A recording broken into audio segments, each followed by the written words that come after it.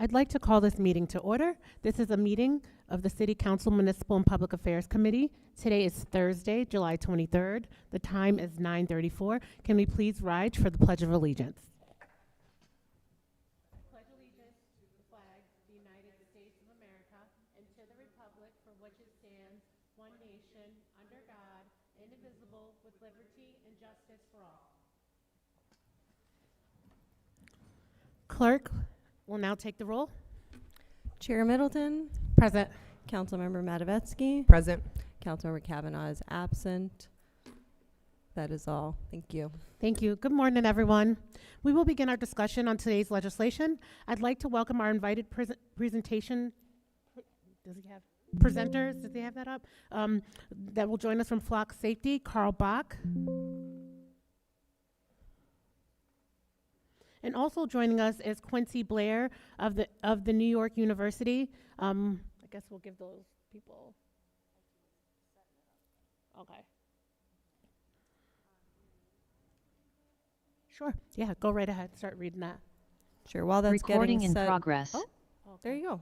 Never mind. So if you want to introduce. Yep. Hello. So I'll go back again. I'll introduce Carl Bach from Flock Safety and Quincy Blair from NYU. And if you guys want to take a moment, thank you both for participating in today's discussion. And if you both would like to introduce yourself, that'd be great.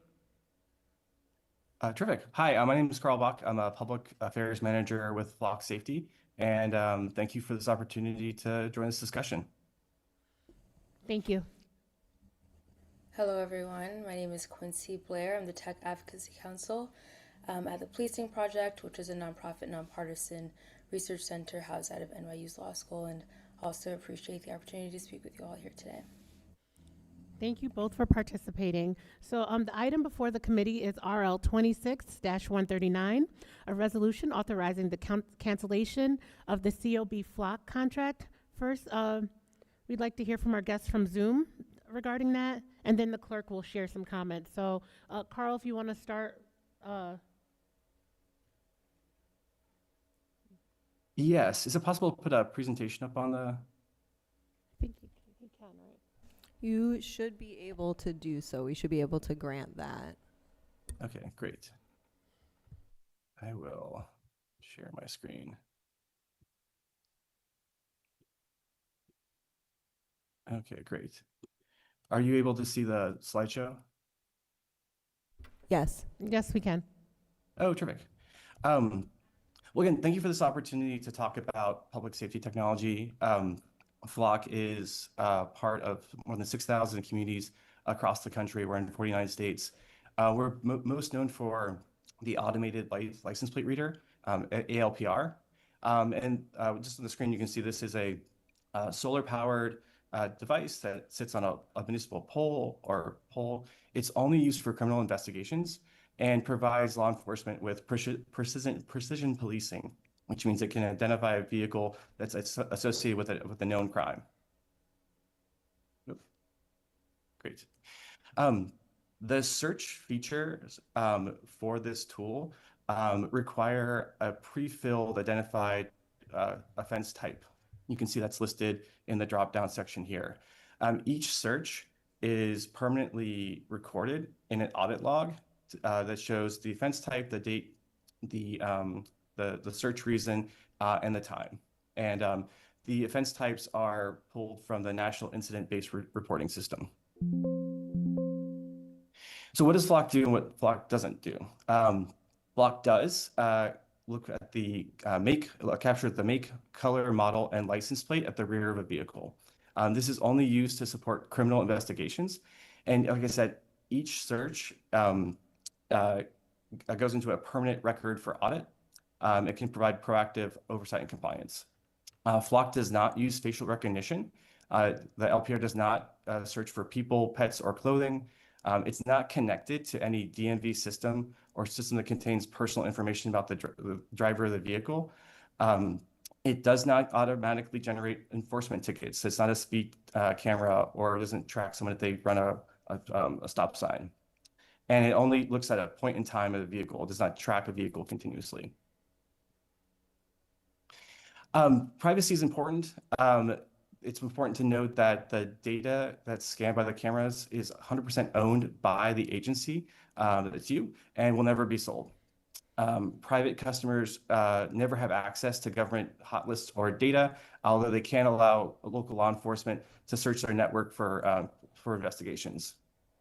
Unless required by state or local law, the information is Sorry, automatically. can I just cut you off for a second? You Yeah. said that it's the data is stored and it's 100% like safe. Is that what you were saying? It's never sold. Yes. In the terms of our contracts, the data is never sold.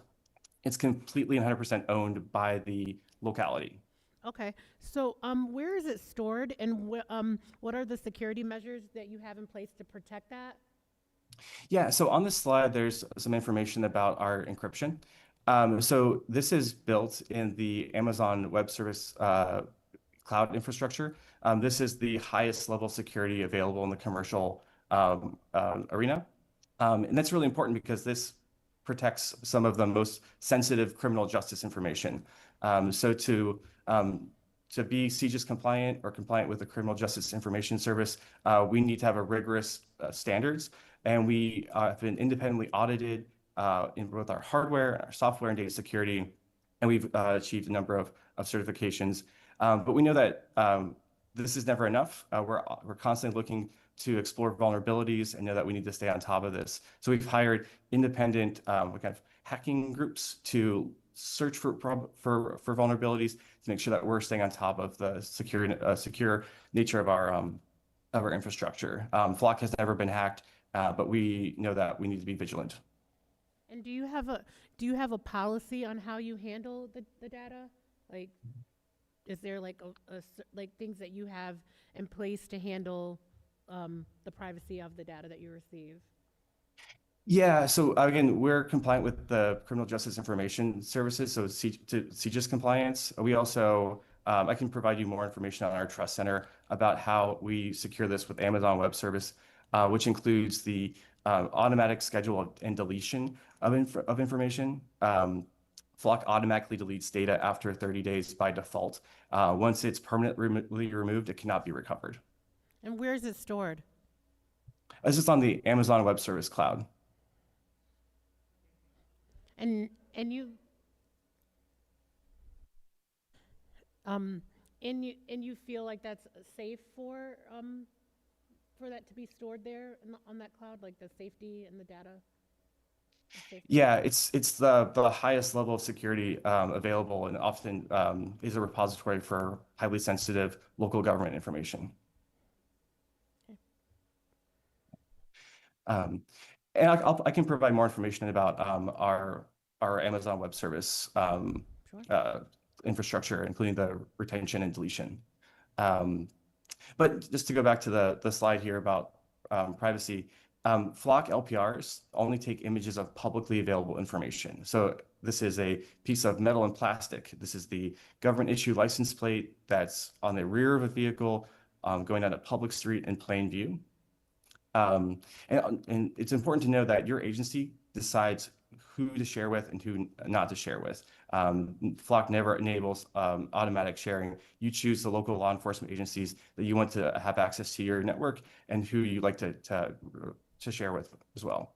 And finally, for this slide, facial recognition is no part of this. The cameras aren't trained to do facial recognition. Again, we're looking at the rear of a vehicle to establish the make, model, and color of a vehicle and the alphanumeric nature of a license plate. Transparency is important as well. We provide at no cost a public information portal that local law enforcement can set up to show exactly to the public what's detected, what's not detected, the retention date, the number of vehicles, any other information they want to provide. This also is a great place to highlight solve stories where local law enforcement can show where this technology has increased public safety. And like I said, in the audit log, every search requires an individual to log in. To run the search requires an offense type. These searches are permanently logged in the audit, although the data behind them gets deleted after 30 days. you can review each and every time that the system was used.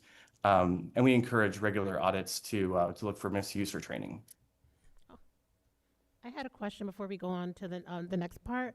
Yeah. You said transparency. So how can users report concerns, like if there was like their data or security issues? How can they report that? I think the local council might be the best place to answer that. But we've never been breached. If there's concern about local policy or use, the audit logs would be a place for any response on making sure that each search was conducted within the policy and the terms and conditions. Okay.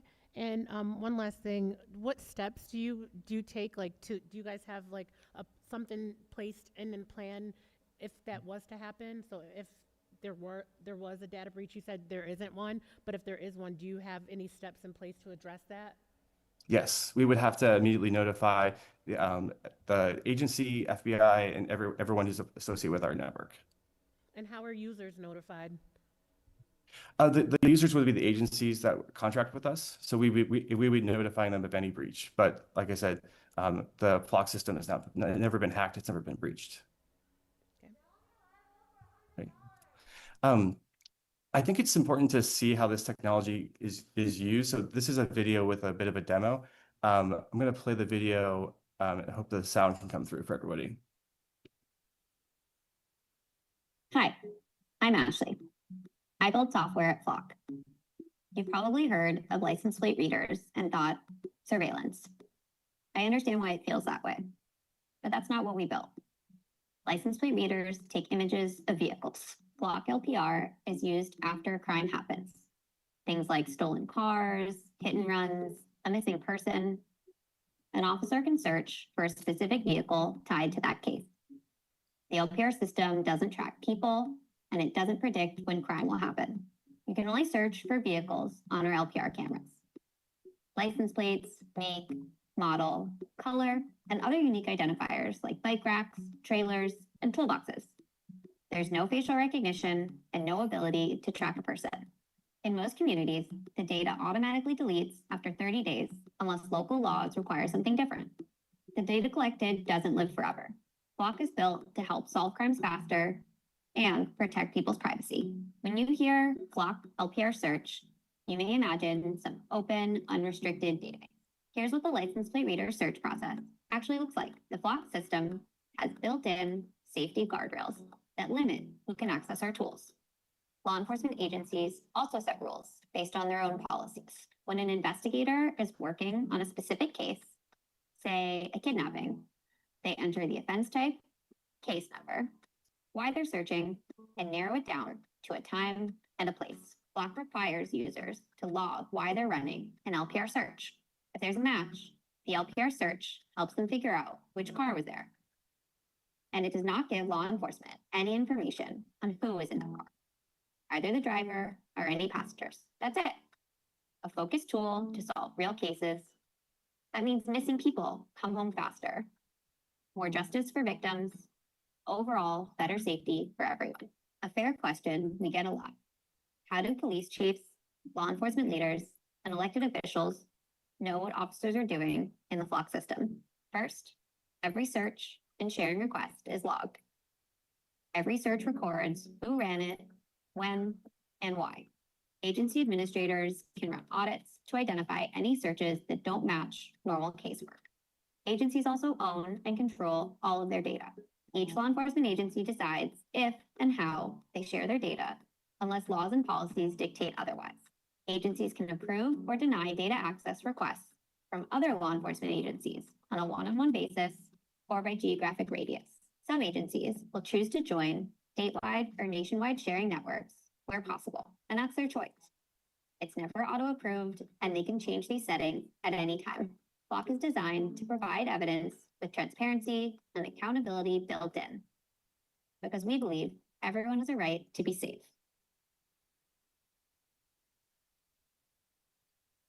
Great. And thank you for allowing me to do that. I think sometimes the demo is a great way to share insight of how the technology is actually used. Just a few more slides here. just some common concerns and facts and myths we've heard, that these cameras, LPR cameras, can track people and show police everywhere they go. As you heard from Ashley, the LPRs take a point-in-time image of a rear of a vehicle. They do not continuously track vehicles, and any images that aren't used for an investigation are immediately deleted.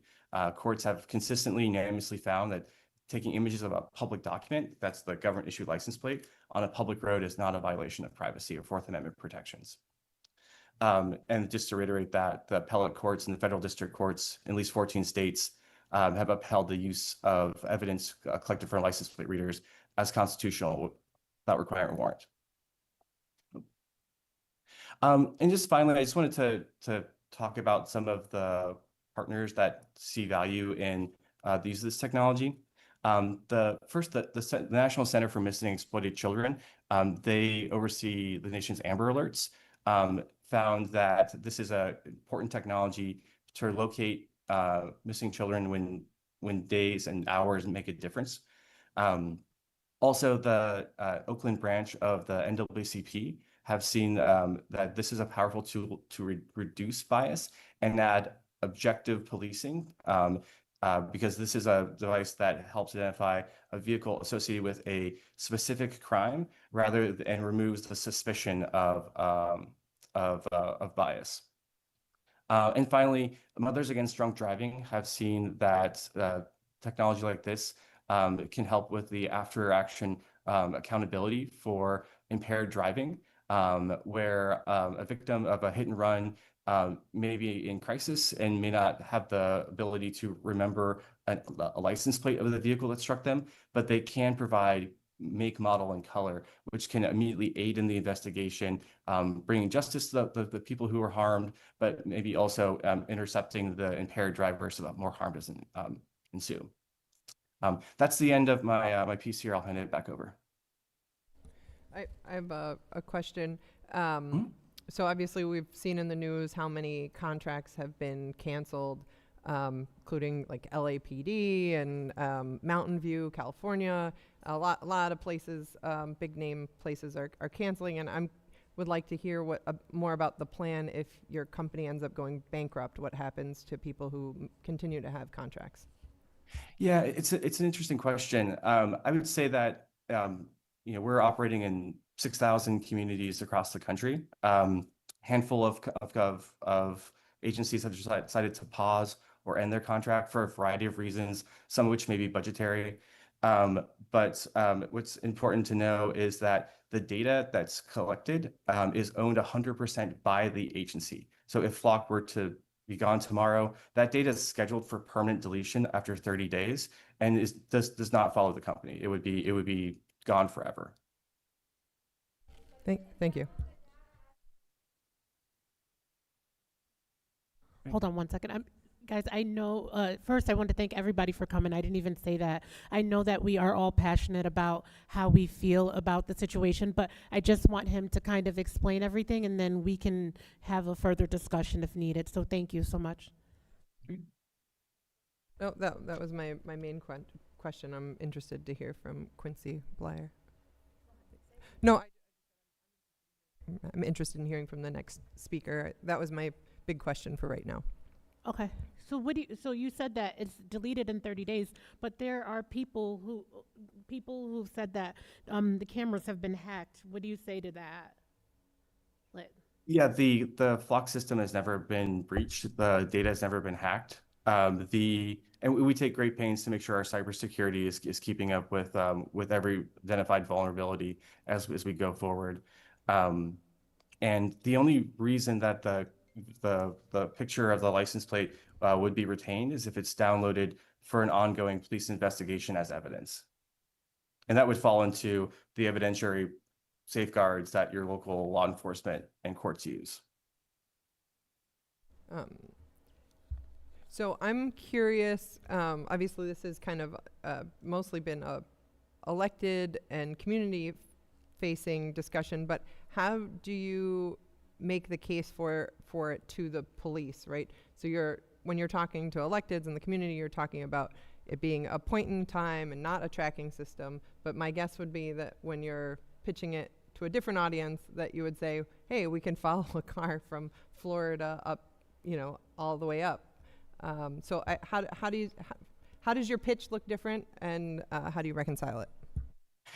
Yeah, I think your own local law enforcement would be the best to answer this of how they employ this in your community. I would say that this is a force multiplier in an instance where local law enforcement agencies are struggling with recruitment and retention.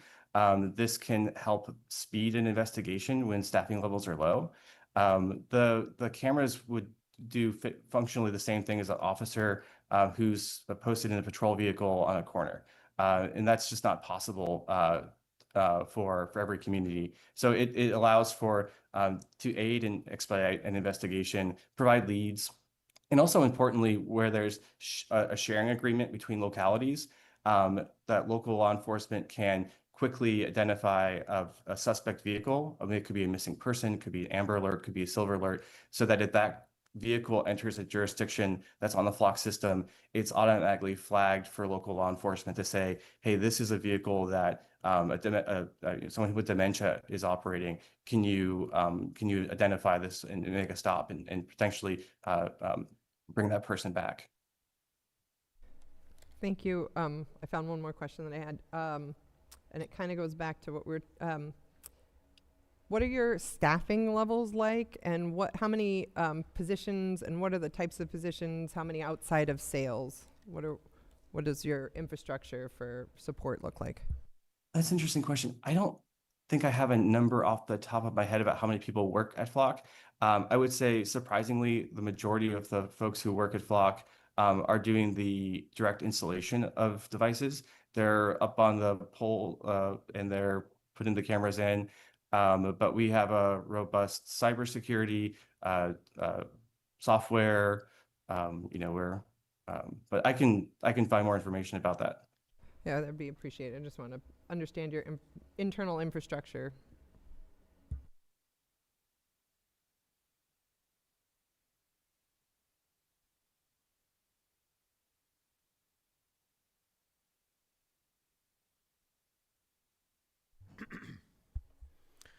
Good morning. I'm Councilman Kavanaugh. I'm had to be at another meeting, and I was the only one there that was making quorum, so I had to stay, unfortunately. So I'm jumping in the middle of this. Are we all set with the representative from Flock at the moment? Do you have questions? I do not have any questions at the moment. I think we'd like to move on to Quincy Blair from NYU. I think Councilman Matavetsky has some background. If you'd like to introduce them. My computer is not functioning at the moment. Okay. All right. So can we switch over to Quincy? Yes, hello. Can everyone hear me? Good morning. Okay. Good Welcome morning. virtually. Thank you. Thank you so much. Apologies that I couldn't be there in person, but happy to be here virtually. My name is Quincy Blair. I am the Tech Advocacy Council at the Policing Project. We're a nonprofit, nonpartisan research center based out of NYU School of Law. And just here to talk to you all a bit about some of the policy governance features that we think should be required for use of ALPRs in a jurisdiction. As Carl said, ALPRs are high-speed cameras that can be placed on fixed or mobile locations like street poles and police cars to capture information from vehicles that cross its path. Now, traditionally, these systems were used just to identify license plates, but today, with the help of AI, they can identify so much more, including the make, model, and color of a vehicle, and even make determinations about how a vehicle is driving. Just a quick note about our approach at the Policing Project. So our overall goal is to help policymakers understand both the benefits and harms of technology so that they can make more informed decisions. So first we take a look at the benefits, and if there is a benefit to justify use, then we take a look at costs to ensure that regulation is being responsive to the risks of technology. And so essentially our approach helps policymakers implement sound regulation by capturing those benefits while minimizing the harms of these tools. So I won't speak to the benefits of this tool now, but of course, like Carl mentioned, there are certain crime-fighting benefits that ALPRs can provide, but there are also a host of harms that these tools can provide. We've seen that there are concerns with inaccuracy and error.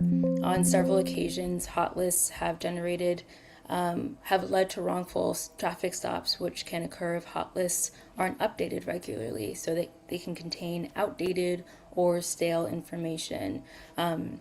Similarly, some states actually use the same numbering scheme for their license plates, which means that the same license plate number can be assigned to different vehicles in different states, leading to false arrests. And this was actually an example of this that happened in Aurora, where police held a woman and her family at gunpoint because an ALPR matched her license plate to one reported stolen, and both vehicles had the same license plate numbers, but officers failed to confirm that the woman's SUV matched the description of the stolen vehicle, which was a motorcycle with the exact same license plate number from a different state. We've also seen concerns with misuse of this technology because these systems often are deployed with little oversight in place over how the data is used. It's often apt for misuse. And we've unfortunately seen examples of this. In Connecticut, there was an example where an officer and serial burglar used a law enforcement database to run the license plates information for vehicles belonging to him and his wife in order to determine if he was under investigation. And in Pennsylvania, there was an example where an officer used ALPRs to harass and monitor the location of his estranged wife. We've also seen examples where ALPRs have been used by police to target particular groups based on protected characteristics. So there's an example where the NYPD used ALPRs to track and monitor Muslims who were arriving at a mosque simply to pray without any suspicion of wrongdoing.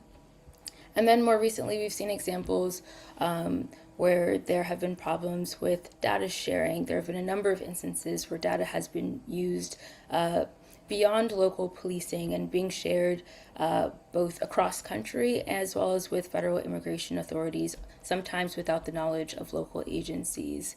There's also been examples of there being data leaks with Flock. There was a recent example where sensitive information, including specific license plate numbers, case numbers, and the reasons for search were available to be publicly indexed by public search engines like DuckDuckGo and Bing.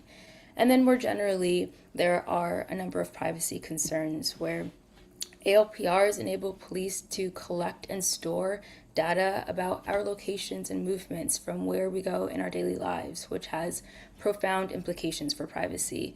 This location information can reveal a wealth of sensitive information about a person, from where they pray or seek healthcare to who they associate with. And those privacy concerns become even more salient as ALPRs are enhanced with new AI-enabled features. There are some features like convoy analysis that purport to determine which vehicles are traveling together, which can reveal the associational information about drivers on the road. And so because of that, the Policing Project has drafted a number of resources, including a policy guide, a model statute, and more recently, an ALPR scorecard that lists states that have enacted ALPR statutes and how they compare based on key provisions that we think should be required in a policy. And I think just to name a few here, we think that any legislation that allows for law enforcement to use ALPR should make sure that they restrict how police use ALPRs to track the locations and movements of vehicles because of its impact on privacy. Like I said, location data can reveal a wealth of information about a person. And so if police want to access that data to track a vehicle's movements over time, they should be required to obtain a warrant based on probable cause. There should also be rules around how long agencies can retain data. Without one, agencies can collect and store intimate information about a person indefinitely, and that can raise severe and profound concerns around privacy as well. And there should be rules around how data is shared amongst agencies. Many ALPR vendors have developed features that allow police to share data with specific agencies in neighboring or nearby jurisdictions, or to participate in regional, statewide, and national databases through which dozens or hundreds of agencies can share and access ALPR data. But that data sharing can undermine accountability because once the data leaves an agency's hands, there's no guarantee that those rules will be followed by other agencies that receive that data. And so legislation should require agencies to disclose any sort of data and that they're sharing, as well as enter into publicly available data sharing agreements. And then lastly, there should be a restriction on the use of certain analytics because we just don't have enough information to support the efficacy of certain features like convoy analysis that I mentioned earlier. And until we know that there are benefits of this use and that they can work as they say they do, we believe that agencies should be prohibited from using these. And I'll take a pause here if there's any questions.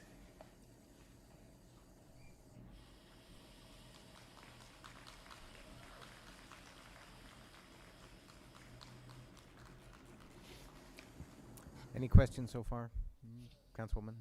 I sent Quincy Blair my questions in advance.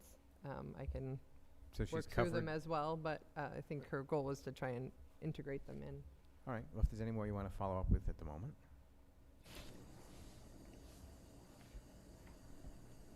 I guess one thing, and Councilman Kavanaugh was looking for me to do an introduction, and my computer wasn't starting up.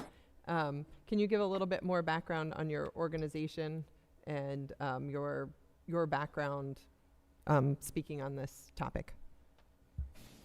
Sure. Like I said, the Policing Project's the nonpartisan nonprofit research center at NYU School of Law.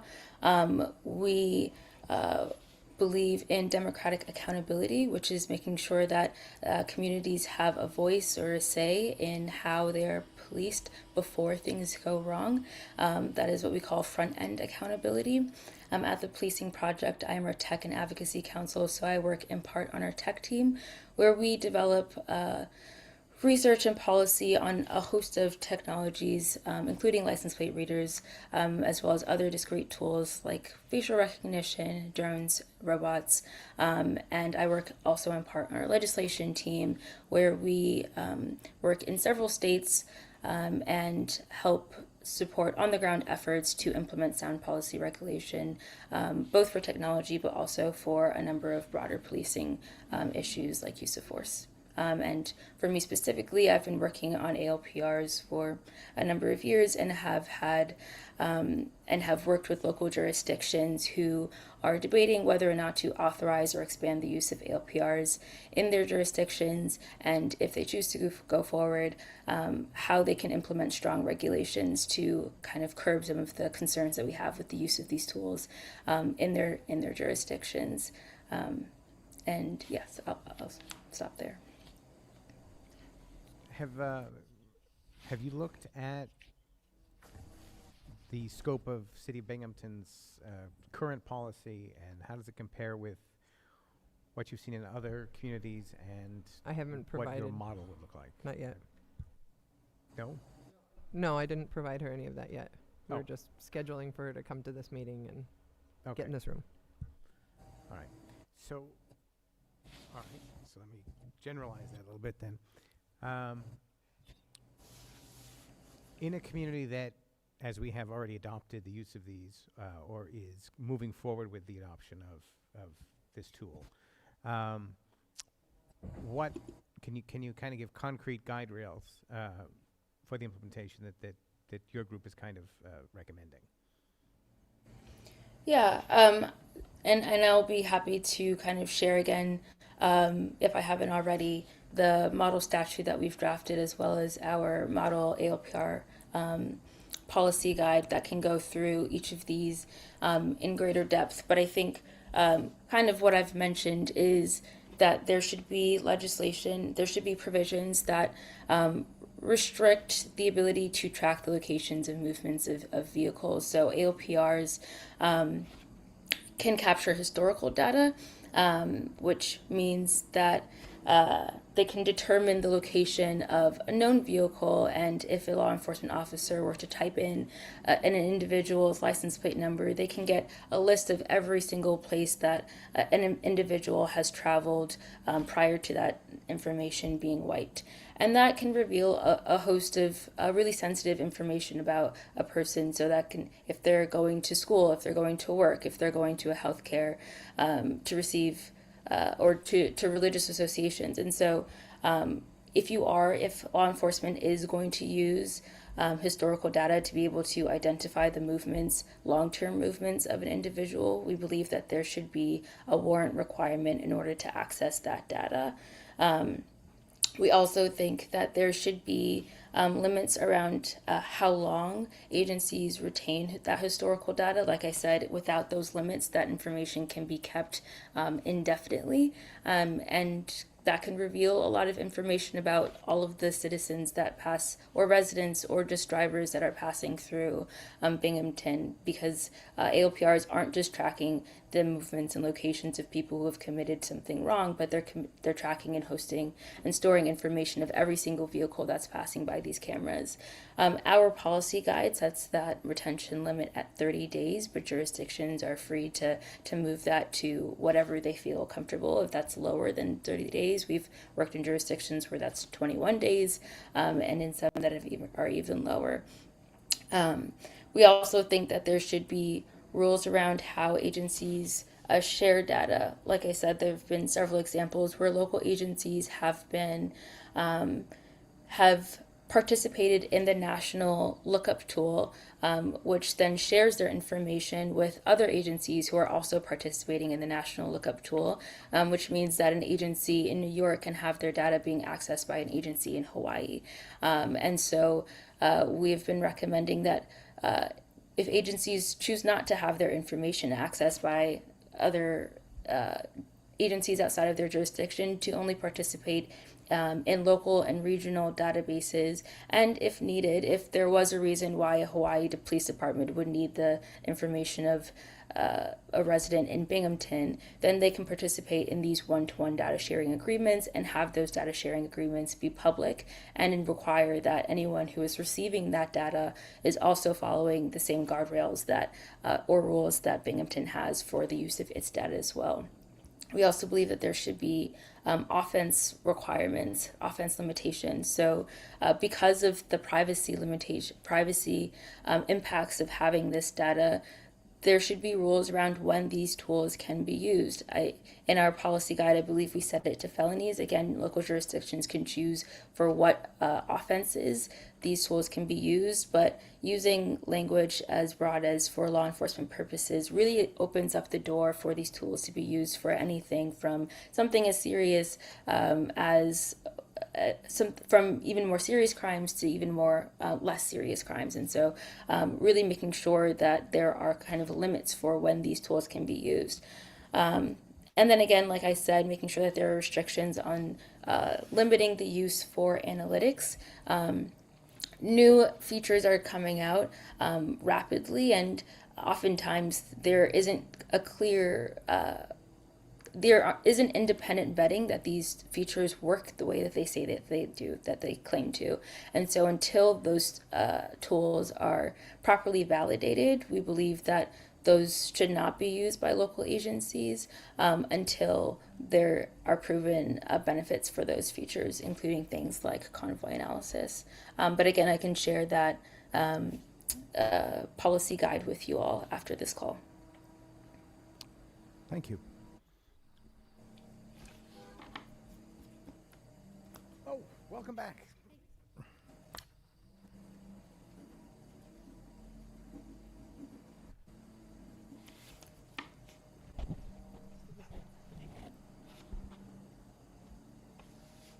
Sorry, guys, I had a sick child, so I had to run really quick. But where are we?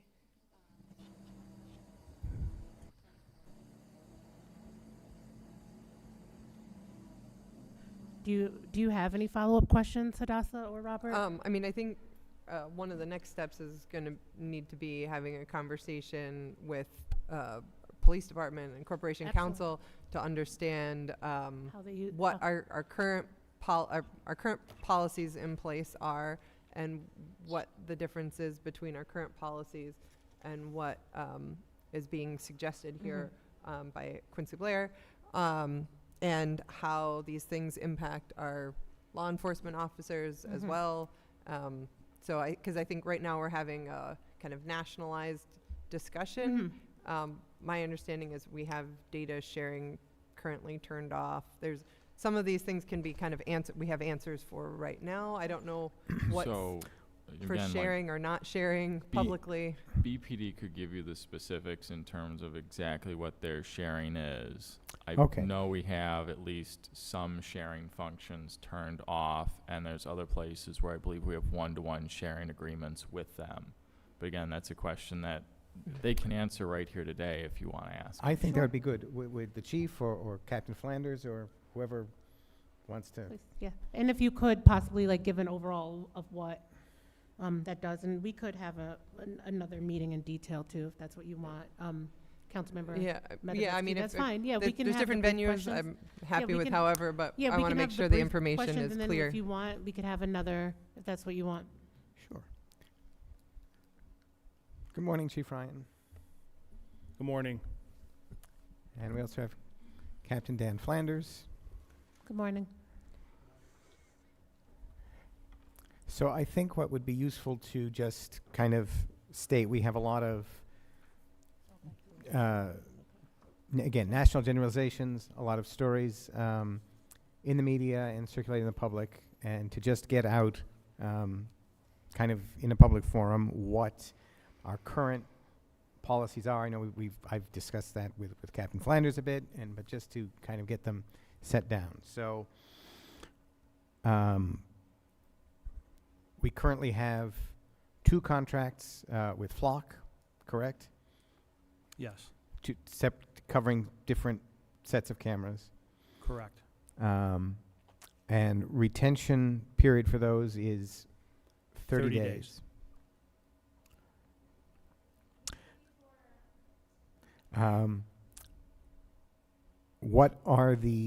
Who has access to the data? Who has access to those feeds, and how does that access happen? So to narrowly focus and define it so it's clear, members of the department are authorized users of the system. There's different levels of access or security clearance, so to speak, on what they can see and what they can do within the system. So a police officer on patrol may have access to what we refer to as the hot list, where that may be an alert pushed out to them. But that patrol officer, sorry, this is sensitive, that patrol officer wouldn't necessarily have access to do an inquiry in the system, whereby they would inquire as to a particular plate or vehicle make or any of the parameters that are searchable in the system. So that's limited in our department to police supervisors and police detectives, investigators in our detective bureau that use that as part of their normal course of duties. So they have greater clearance than does a patrol officer on the street. The patrol officer on the street can't input anything or, in essence, do an inquiry on any specific vehicle, license plate, anything of that sort. So the hot list is generated by the department or local departments, or So- I'm trying to make an analogy to like a traditional, just like a bolo.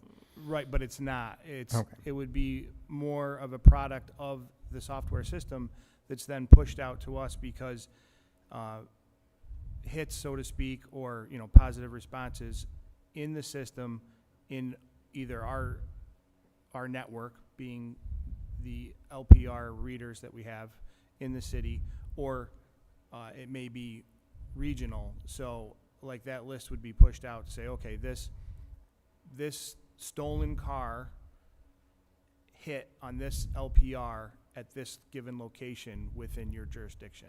So it would be historical data to say, yeah, it hit in this recency, at this location. So But that original stolen car report could have originated in Florida, possibly. It could have. It's possible.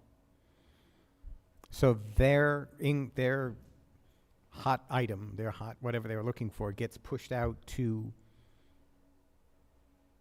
the flock system. The flock system that's then identifying that vehicle in turn hit a plate reader within our network, like locally. So yeah, you could have, in theory, a car or vehicle, a plate number from a neighboring state, a state far away, or as close as a neighboring jurisdiction that is then identifying activity in your network. So if a plate ends up on this hot list by any jurisdiction, it would get flagged by our system if it comes through the city. But that jurisdiction does not then see the result automatically because we're not sharing data? This is where I'm getting confused with the data sharing stuff, I guess. And Mr. Bach, if you want to jump back in. Yeah, I mean, maybe Flock would better explain it in terms, I mean, I know how it operates, but I may not be expressing it clearly. Like your two-parted question, part is yes and part is no, and then to follow up how that goes. So maybe Carl could shed more light or in a clearer way for your interpretation. Yeah, I'll give it a try. So the stolen vehicle example, if it's added to a hot list and it passes by a flock camera, there would be an alert generated for local law enforcement to conduct a stop or to further investigate. In the course of the investigation, the agency would communicate that with would follow the standard investigation and process to notify the jurisdiction where the hot list originated. I think it's important too to know for clarity that in essence the flock system, it's a notification system. So we as law enforcement, in the case of a stolen vehicle, wouldn't rely on, well, that's the confirmed entry that motor vehicle is in fact stolen. So we have law enforcement networks, NCIC, National Crime Information Center, and through protected CJIS portals and e-justice, where these, so an example, your motor vehicle is stolen in the city and you file that report with the police department, we're going to enter that into as a stolen motor vehicle. Like years ago, it was a teletype system, and it's evolved now into, like a web-based portal. And that's the system that we're relying to in confirming that the vehicle is stolen. The follow-up, obviously, is human action by the officer to investigate and direct contact with that agency via portal communication to confirm the validity of that stolen vehicle. So we're not, I guess, then acting upon like a notification from Flock, like, yep, that's a stolen vehicle. You're going to confirm that plate as stolen through governmental computer systems that are built and designed to ensure validity in that information. So I think there's in my opinion, I think a lot of people have misunderstanding of like the application of it or what law enforcement activity would be based on a Flock response. So you're just basically saying that you verify it. Is that what you're saying? So well, you'd be alerted to it. Alerted. And then, the officer has the obligation to use due diligence and verify that is in fact a stolen motor vehicle. Any given set of circumstances may dictate what actions the officer takes, the location, if the operator's actions, if they're evasive, if there's underlying crime, if there's a violation present. So it's a notification, and then that may be the initiating factor for a police officer to take further investigative action. Like any of these matters with a vehicle that is a positive response from Flock or a hot list hit, it's a tool in the officer's toolkit to then advance an investigation or make a human determination about what the appropriate action might be for that particular vehicle or a hit or historical data on a vehicle if it's pertinent to an investigation. It's information for consideration. So I think people think like, oh, they're going to stop that car and arrest that person. That's not the case. That's not what's appropriate. That's not what would be within policy. that's not what would necessarily be lawful depending on a given set of circumstances. So when a supervisor or a detective puts an inquiry into the system, are they required to associate it with a specific case number or matter, or is it? Yes, sir. So there's an entry process where we would enter an agency case number and a narrative justification or associated reason for that entry. All of that is stored electronically. There's controls within the Flock system that allow for what then a neighboring or inquiring agency would see from that. So you might see that that's relative to a sex assault investigation with this case number by this agency, the date, so forth, related information. It's not just, which is pertinent too, because when you receive that response, you would want to know, well, what is the inquiry, or why is that a hot listed vehicle? You know, is it a hit and run fender bender where the person drove away, or is this an active homicide investigation with weapons? So it's, again, the initial information the officer may have. It's that notification. All of that has to be followed up and investigated and substantiated before additional police action would be taken, or that may dictate what action would be appropriate. Could you speak to the interrelation between cameras that Binghamton has a contract for and are in place, and then our other local agencies that are either involved with the Crime Information Center or just neighboring jurisdictions that have similar capabilities? Sure. So when you say like cameras, I'm sorry, license plate readers specifically in this case. Okay, like what we call ALPRs, Yes. automated license plate reading recognition systems. So those are specific to maybe a particular vendor. So yes, we contract with Flock. There's other providers that have their own proprietary technology, software platforms. I can't really speak to the intricacies of what every agency may use, be it a law enforcement agency or public transportation. We use Flock, and that's what we're contracted for, and then we're limited, controlled, and operating within what the specifications that they provide, and then the internal controls that we may assess to that. But what I'm getting at is, okay, car left, heading into Johnson City on Riverside Drive. Hey, JCPD, do you have them on yours now? Endicott, do you have them on yours now?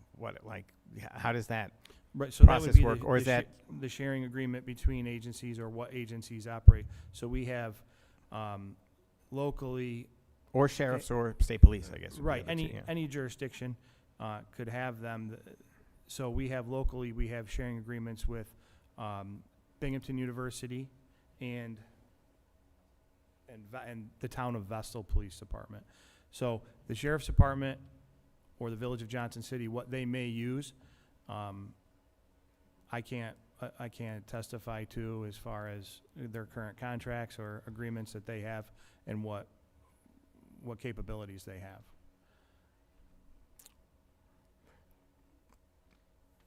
Do we know if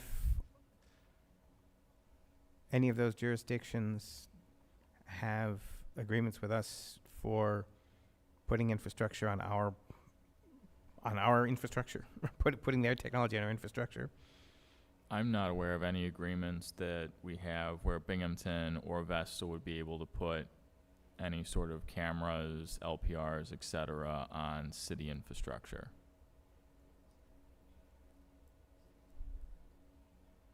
And it's like a practical matter. I'm not, at least as it relates to like the town of Vestal, I'm not sure why they would. Sheriff's Department, I guess, is what I'm thinking of more as being countywide and might have stuff all over. Yeah, I mean, again, we don't have anything whereby the Sheriff's Department can mount stuff on city property that I'm aware of. Nor am I aware of anything of that Okay. sort. I know the Sheriff's Department at one point was pursuing I think it's a competitor's version of ALPR. It was specific to highways, so if it was within the actual physical boundaries of the city of Binghamton, it was specific to the interstates. And that was, I believe, through the FUSIS. I don't know the current status of any contractual agreements that they may have. That's something that they were handling. You know, is there a shared benefit? Yeah, potentially, depending on a crime. But as far as establishing cooperation on infrastructure and physical hardware being placed, that's not the case in the city. And to be clear, there probably like Binghamton University probably has equipment within the city mounted either that is access to either because it's on state property or on Binghamton University property. Similar thing with the county where Or any on- private user would have the Correct. ability to, yeah. And the school district. I don't know if the school has ALPRs, but they have cameras for sure. Yeah, they have cameras, the school does. School has, this district has ALPRs? I don't think they have that, but they have They can- cameras. yes, Yeah, they okay. have access to, I know around Binghamton High School, like they have access to cameras. Okay, that's some scope.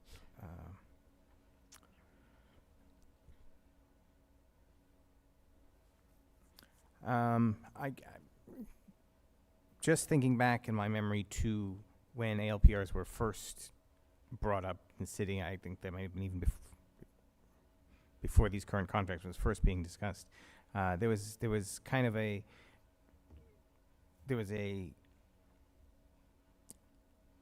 thread in the media relations, in public relations, I should say, that these were principally being placed at gateways to the city. Now we have a significant number of cameras now, but I think a chunk of the public's concern is around tracking to, being able to reconstruct somebody's whole day. And I know there's sensitivity about talking about specific capabilities and such, but would it be fair to say that there's a focus on major thoroughfares and gateways, and question of, I guess, the granularity of what we're able to tell? Yeah, so generally speaking, I think as the program evolved, they looked at whether it's choke points or high traffic locations. So where are you going to get basically the most bang for your buck on main arteries or thoroughfares? We look at it from a standpoint of, a fleeing criminal or someone traversing the city across its main, arterial roads, Main Street, the higher trafficked surface streets. So that's considered overall. As the program evolved and additional cameras are added, then there's consideration to other locations. Generally speaking, yes, as far as there being like this, I don't want to say the protective, perimeter gateways, like does that make sense to know who's coming in and leaving your city relative to a crime? Yes, it does. There's consideration based on the number and, the overall area that you're covering. So like a quiet residential area, would that make for a sound decision to put that there? I would think not. You're limited by the number that you have, and then, well, what purpose would that serve? Where would the benefit be, as far as your return on investment and what this costs? Balancing, budgetary constraints, and these are public dollars, so we make the best decisions that we can relative to placement of those devices. So I think the main areas, as you think of them as they come into the city, there was focus there for placement. So in terms of data retention, there's of course a wide range of from municipalities now removing ALPRs altogether, or at least moving away from Flock due to data sharing and security concerns, to the kind of 30-day standard that we have, and it seems to be in the NYU's suggested statute, to a model. I think we have some commentary coming in from a county legislature that we read later on some of the statutes that are in place in New England that limit retention to 3 days 2 or 3 days, or in, I think it's the state of Maine, don't quote me on that though, that only retains them for minutes. It scans through whatever the current hot sheet is, and then it's gone. And I put Captain Flanders on the spot a little bit, and I'm going to put you on the spot a little bit to ask, or any detectives that maybe deal with these cases routinely. There is a balance to be struck policy-wise between, all right, we scan every license plate we can and keep the data forever, and don't have them at all. And right now, we've decided 30-day retention is what was proposed and what we have in the policy now. What percentage of cases that you work in your folks' experience need that 30-day window? And what capabilities being lost versus what public privacy and public interest is gained by reducing that to a different number, whether that be 3 days or 2 weeks or 3 weeks? No, that's an important question. As a citizen, I share in that and say, well, what is the purpose of retaining people? Like the whole theory of Big Brother watching and retaining information on you. As a police officer, I have the mindset like, yeah, the longer the better, because I look at it that's opening the doors to investigative leads and bringing justice to a victim. I would hate to have lost valuable information that could have assisted in an investigation to bring forth the capture of or identity of a potential bad actor, criminal suspect. And again, that's not done solely off of Flock, but it's a tool that's used to aid the investigation. So the balance as far as 3 days, 21 days, 30 days, I really don't know where these timetables had been placed, if they were judicial decisions or if they were the decisions of governing bodies in municipalities. I think if you look at the 30-day here, which is what we currently have, the 30 days that we still currently have, you are in line with certain CPL restrictions for investigations, whether you like this is something that leads to investigative facts and the basis for a court order, a search warrant. I cite the example of, could you spell give out the acronym? You said CPL. CPL, that's a criminal procedure law. So these are timetables relative to, like what legal applications you would make for seizure. So Fourth Amendment issues, basically. All right. So I would cite like a real world example of many sex assault cases. The victim often, for a variety of reasons, may not disclose or come forward for a period of time. Maybe that's a couple of days, maybe that's a couple of weeks. The investigative timetable or retention isn't turned back on that, so if you potentially lose something based on if and when a crime is reported, or oftentimes crimes may not be discovered and then reportable, weeks, months, days, whatever the case may be after the event occurred. So data potentially could be lost there when you're adjusting the timetable that you're retaining it for. It also goes into the pattern of many, so we utilize, it's no secret, many private source video collection points, be it from a retail convenience store, privately owned cameras from like a Ring doorbell that people volunteer, or at times we may need to seek judicial order to obtain. And a lot of the corporate world has a 30-day turnover on their video systems. The programs are designed like on a hard drive, and then it rewrites, and we lose valuable data. So something like, take for example, financial crimes or check fraud, some stolen credit card, like the time delay in which items are at times used and then reported to law enforcement, we at times lose video from those sources. So I would think along that train of thought, much of this data could also be lost. So if 30 days, or if you put a 2-week time limit on it, and you develop this information that this crime occurred and that a card or a check was cashed illegally at this financial institution, or a stolen credit card was used that was obtained in another crime, a burglary or robbery, and then you determine that video is lost from that store, or potential data of evidentiary value from a flock, from an ALPR, could also be lost. So from an investigative standpoint, I'm certainly in favor of at least where we are now.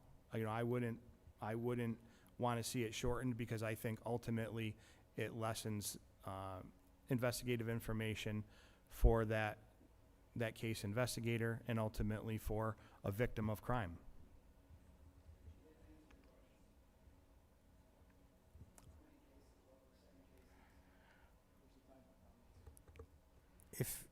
If there's a compromise to be had between not having the technology and looking at a shorter window, I'm trying to gauge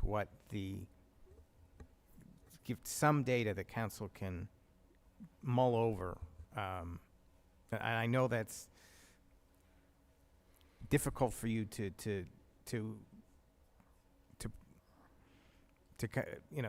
relate to and to come to grips with, because you want to maximize the data available for investigations. But Sure. I'm If asking you're you to throw us a for- bone if- here. If you're asking for specific data or specific time frame related data, I don't know that that's tracked. It's not tracked by an investigative measure from the police department. No, it is not, to be clear. Is it some way can be extrapolated from the data retained from Flock? I don't know if that capability exists within the software, or if that's something they're considering or to be developed. I don't know that it is. So supported data to my position, can I offer that? No, I can tell you real world example of the value of it and what can be lost. Is that something you're willing to have a discussion with your detectives and give us a sense of, how things are operating in the real world? Yeah, no, I think the Detective Bureau is all of the consensus. I know they are, from discussions, even leading up to this committee's inquiry into the matter, that at least 30 days. I think most would like to see it longer, but I think they also understand and perceive. I'm sorry to cut you off. Guys, I know that we are all passionate about our views. If you have any questions or if there's something you'd like to say, my email is there. You can speak to me after. If there's something that you disagree with at the moment and you want to talk to me about it, I can reiterate it to someone. But for this part of the meeting, it is closed off for the public to speak. But we can always have that discussion here, but we just need to be respectful, because that's how we all learn, okay? So thank you.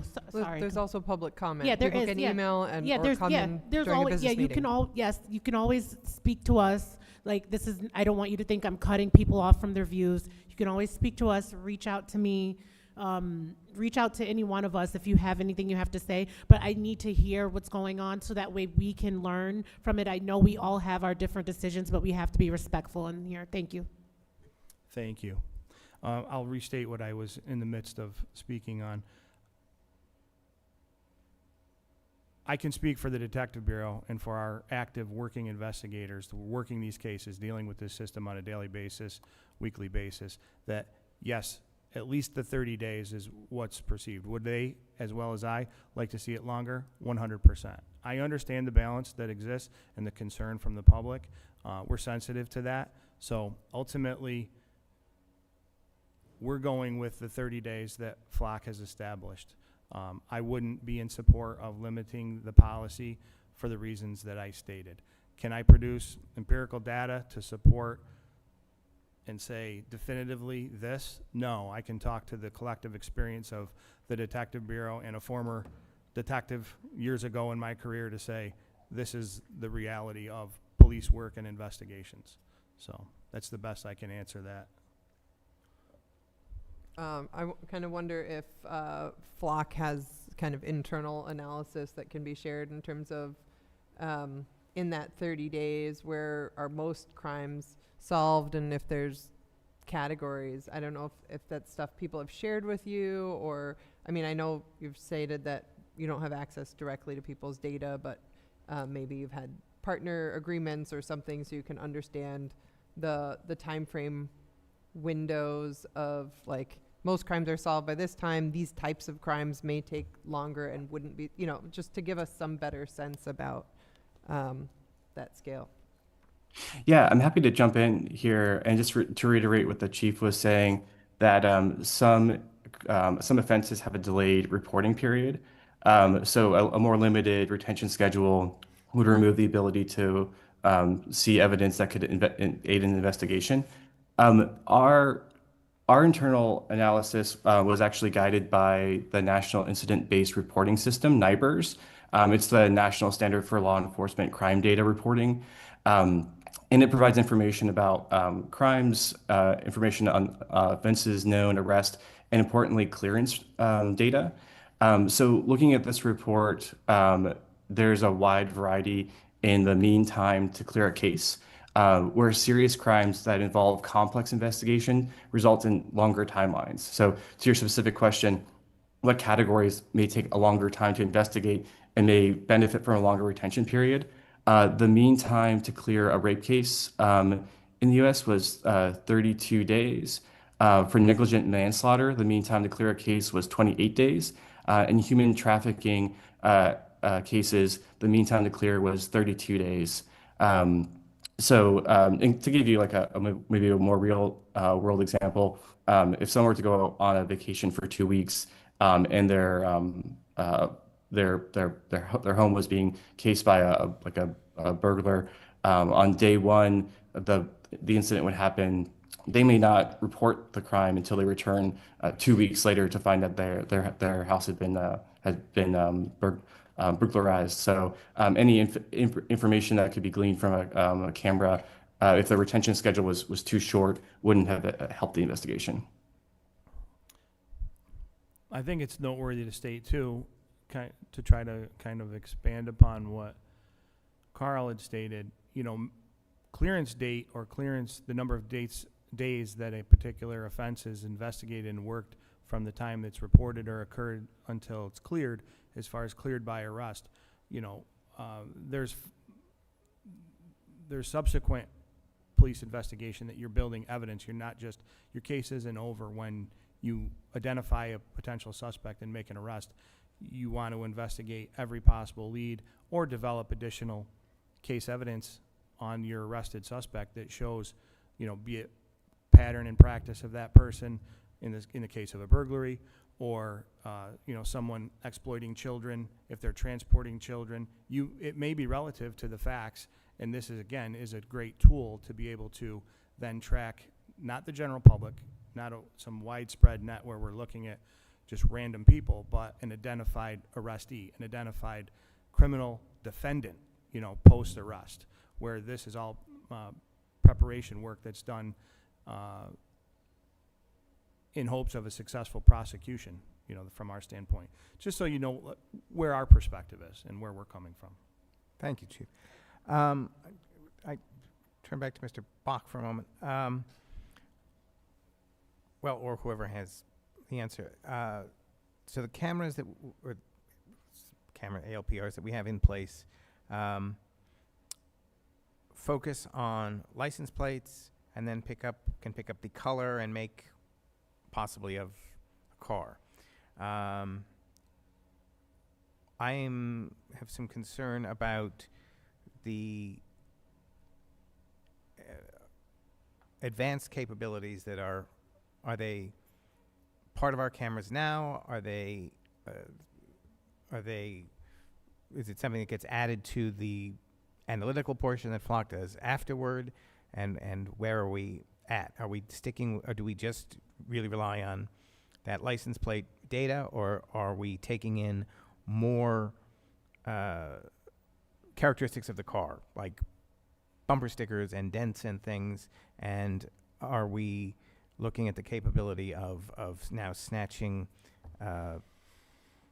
identifiable electromagnetic data from a car, from whether it be Bluetooth or satellite radio signals or whatever? I'm happy to start and Chief jump in. So on the Bluetooth radio signal, no, that's not what the technology does. It literally takes a photo of a rear of a vehicle, and then your the company software is developing that capability, yes? And have products that are integrating that.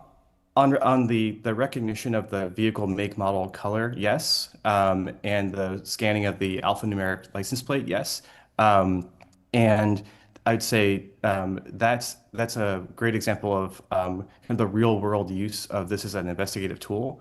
We talked about earlier where if there's a hit and run, a victim may not be able to remember clearly the license plate that was involved, but they are more likely to recognize the make, model, and color and can report that for an investigator to follow up on. So the cameras are useful in being able to identify both the license plate and the make, model, and color based on the picture of the rear of the vehicle. I will say the cameras know what they don't know. If the camera is not clear on the exact color, it will flag for the operator to look more closely into it. Maybe in low light, a gray sedan might be a black sedan. It will give a score to say it's this is highly accurate, or ooh, you might want to verify this. As the chief mentions, that the human element is the most important for these pieces, and we recommend, in your own policy dictates that the person investigating needs to verify before moving forward. Okay.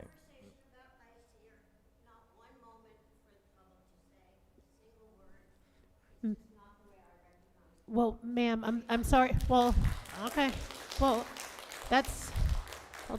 ma'am, that's fine. We have given, yes, we have given public comment. We can continue to have public comment, but for this meeting right here, this isn't a public comment. You can always come every other Wednesday to speak on public comment. You can come anytime to one of us to speak on public comment, but this meeting right here is not set up for that. So I understand that people may be upset or they may feel a certain type of way, but this meeting right here is not set up for public comment. It's a listen-in session, and we can go back to that. Like I stated before, if anybody has any other information, feel free to bring it to us. I understand that people are upset, but that's not the way this meeting is structured. Thank you.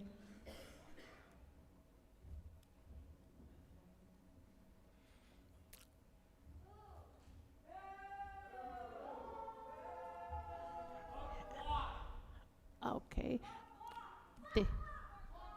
Okay. So, do you have anything else that you'd like to put? Wait, I think we didn't get the answer So to I Councilman still didn't get an Kavanaugh's answer to my question about the question other about- technology. Go right ahead. About planned signal and EM technology. Is that's being developed and deployed? No, not by Flock. Okay. We're just gonna have the clerk read into Councilmember Rathmel's comments, and then after that, Chief Ryan and you guys, we are going to have a separate meeting just to kind of ask you some more in-depth questions regarding that, if that's okay, with you guys regarding Flock. Not here. Just I had some questions, but I wanted to ask you. Go ahead. Yeah, I think Go ahead. the point is that some information may not be, because it's police To the public, yeah. information. Yes, and we would like There to- may be things that as council members we are allowed to be privy to that is not appropriate for a public forum. So we want to make sure that we have a space for that, but we also want to get as much on the Information. record in the public forum that the public should have Understood. access to. Yep. Yes. Thank you. Go ahead. Go right ahead. So I have two statements here, one from county legislator Tim Ames, and one from Council Majority Leader Rebecca Rathmel. One from Tim Ames starts on the use of automated license plate readers in Broome County, New York, and nationwide. I represent District 15, which is entirely within the city of Binghamton. However, this issue doesn't stop just at my district line, and it doesn't stop at the county line either. Binghamton Police Department's contract with Flock and the Broome County Sheriff's Office's contract with Motorola are local decisions with implications that reach into state law and a national surveillance network. I'm addressing this as a city legislator, but I'm advocating for changes at every level of government where this technology is deployed: city, county, state, and federal. Let me be clear, I support the responsible use of automated license plate readers for one purpose, solving and preventing serious crime. I do not support turning our roads or any Americans' roads into a permanent surveillance record of everyday movement. Before this or any ALPR contract is renewed in Binghamton and before any further expansion happens in Broome County, I am calling for the following protections written into law, not left to a vendor's privacy policy or a department's internal practice. 1, a hard 48-hour retention cap. This isn't a radical ask. It is the exact standard New York State Assembly member Pam Hunter is pushing right now in Albany, precisely because her legislation would restrict use cases, limit data retention periods to 48 hours or less, and restrict warrantless data sharing with out-of-state entities. Assemblywoman Hunter points out that the default retention period for agencies like the Syracuse Police Department is 30 days unless a plate is flagged, which allows the department to store it indefinitely longer. You should all know 48 hours of retention then deletion is not the strictest model in New England. New Hampshire's law requires ALPR data to be purged within 3 minutes of capture unless it triggers an arrest, citation, or active alert. This is a standard Hunter herself called the golden standard, saying it's long enough to read it, run it through a database, gone. Maine goes further on the front end. State law bars nearly all private use of the technology outright and requires law enforcement to delete captured plate data that isn't part of a criminal or intelligence investigation within 21 days, with violations treated as a criminal offense. If Maine and New Hampshire, two of our closest New England neighbors, can run effective police departments under limits stricter than what I'm proposing, Binghamton can too, and so can the rest of New York State and the entire country. 2, zero sale, sharing, or third-party access, full stop. This isn't hypothetical, and it isn't happening in some distant state. It happened 90 minutes up the road in Syracuse. After the Syracuse Police Department inadvertently left its flock database open to outside departments, law enforcement officers around the country performed 4.4 million searches of Syracuse's license plate reader data between June 2024 and July 2025. Of those, 2,097 were labeled as immigration-related searches. That's not a rogue actor breaking in. It's what happens by default when a single settings checkbox gets left in the wrong position. Syracuse only found out because local reporters asked. Nothing about Binghamton's proposed contract or any contract across Broome County should leave that same door unlocked. There is nothing in New York State law that currently guarantees it won't happen here too. This is exactly why this needs to be a law, not a courtesy. 3, local governments that pushed back got results and kept their public safety tools. Binghamton wouldn't be the first community in New York to say no to unchecked terms. In Tompkins County, advocates convinced the legislature to vote down renewal of its flock contract by a 12-1 vote. In Ithaca, residents successfully lobbied to terminate their flock contract in March over concerns that the technology conflicted with the city's sanctuary policies. Rensselaer County's DA and the Troy police chief have pushed back hard against similar retention limits proposed in Troy, arguing it would hamper investigations. This is a real good faith disagreement and residents deserve to hear both sides, but the point stands. Local legislative bodies across this state can set stricter terms than a vendor's default, and communities that have done so are not seeing crime fighting collapse as a result. 4, a quarterly public oversight panel, not a rubber stamp.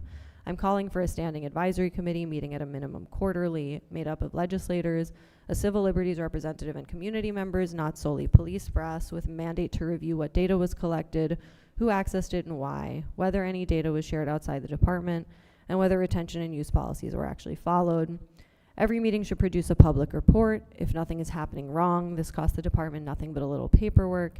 If something is happening wrong, like it did in Syracuse, the public deserves to find out from an oversight committee, not from a reporter's records request 18 months later.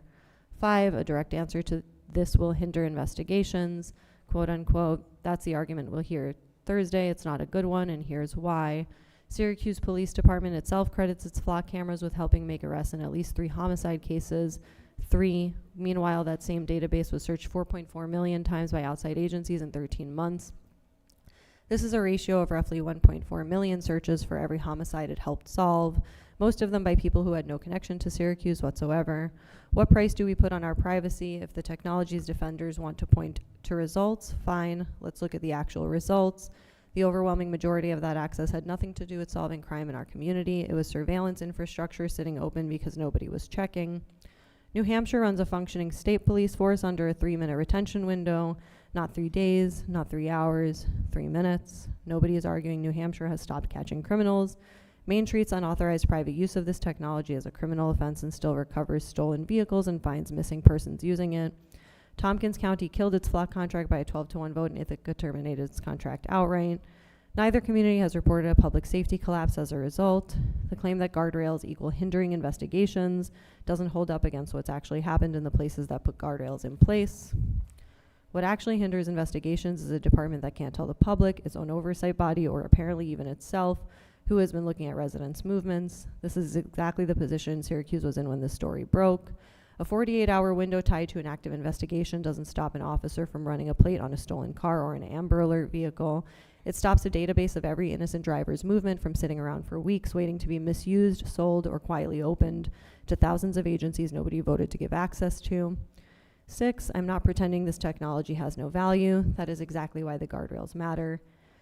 ALPRs have real documented wins, and I want to be honest about that. In Colorado, agencies used flock camera hits to help recover 6 abducted children in 5 months between September 2025 and February 2026, with Amber Alerts issued in 5 of those cases. In one instance, Colorado law enforcement resolved 2 Amber Alerts and a homicide investigation in a single week using the technology. In Houston, Texas DPS agents used ALPR data to track a suspect vehicle back to an apartment complex where 2 missing children were located safe within days of a statewide Amber Alert. That's a legitimate case for this technology, and it's a strong one. It's the whole argument for why the guardrails I'm proposing matter. A tool this powerful used narrowly and transparently saves lives.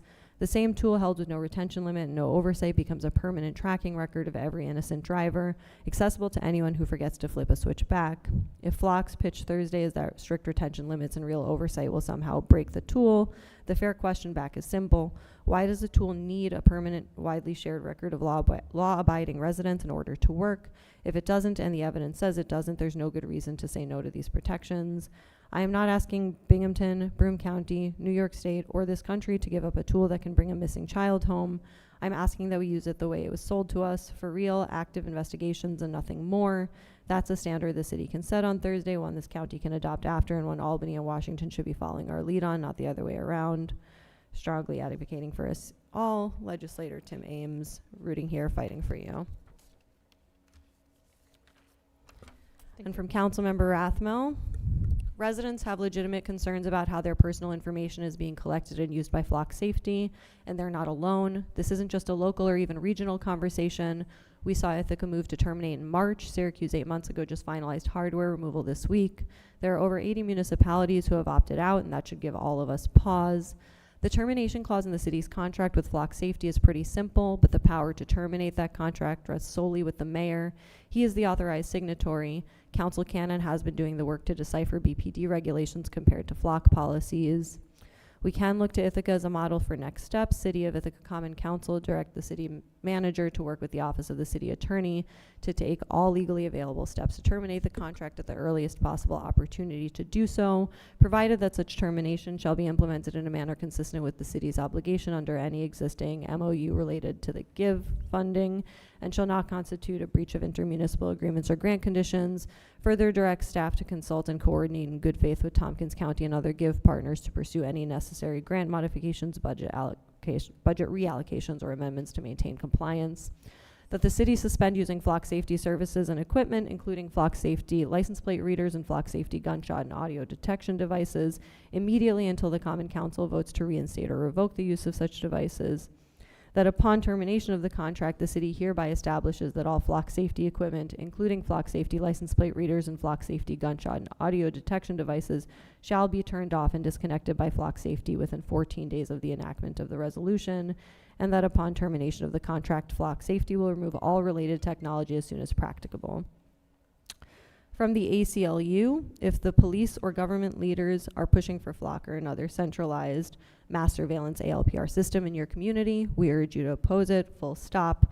We don't find every use of ALPR is objectionable. For example, we do not generally object to using them to check license plates against lists of stolen cars, for Amber Alerts, or for toll collection, provided they are deployed and used fairly and subject to proper checks and balances, such as ensuring devices are not disproportionately deployed in low-income communities and communities of color, and that the hot lists they are run against are legitimate and up to date.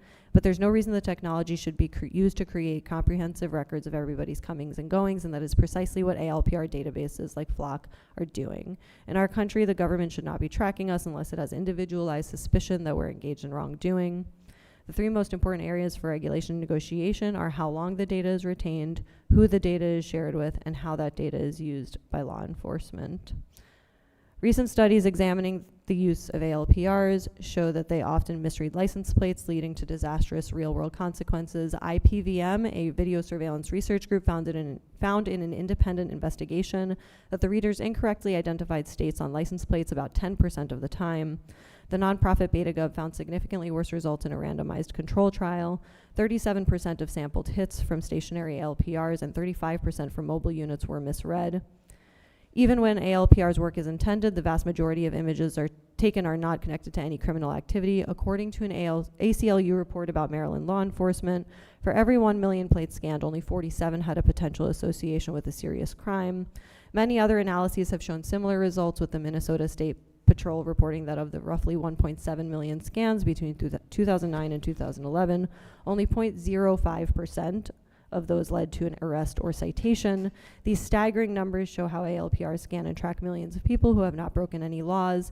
As most jurisdictions have no policies regarding retention limits, many agencies keep these scans on innocent people indefinitely. This can allow the government to maintain an overarching and potentially unconstitutional level of surveillance and can lead to misuse by individuals. Thank you. Sorry. Does anybody else have any? I had another question before we end this meeting and continue to have the discussion. Does the BPD share any information with any federal agencies? I know someone had said that in the audience, but I wanted to know, do you share information with federal agencies? No. Okay. What if, we'll just say the FBI, put something on the hot list? Would you know that it was the FBI asking or what it was for? The hot list response would be received if it was hitting to our network, and then whatever data that they put forth in their entry would be available to us. So if it was a case number, or this was a terrorism bulletin, or this is a wanted fugitive, whatever they provide in their explanation, and that can be controlled likewise for us and any other agency, then that's what we would see. So we passed a resolution to not put city resources toward assisting ICE. Would that hot sheet indicate the agency necessarily or not? Yes. So you could potentially not respond, or are you required to respond, or? Again, this goes back to, that's a notification. So Right. what the offense is, we would default, like if it was a fugitive, a criminal suspect, then we're going to act. If it's a stolen motor vehicle, we're going to act regardless of who's operating it. The entry would be a stolen motor vehicle. It wouldn't be, well, this person's also in the shadows a suspect or target of ICE or a federal agency.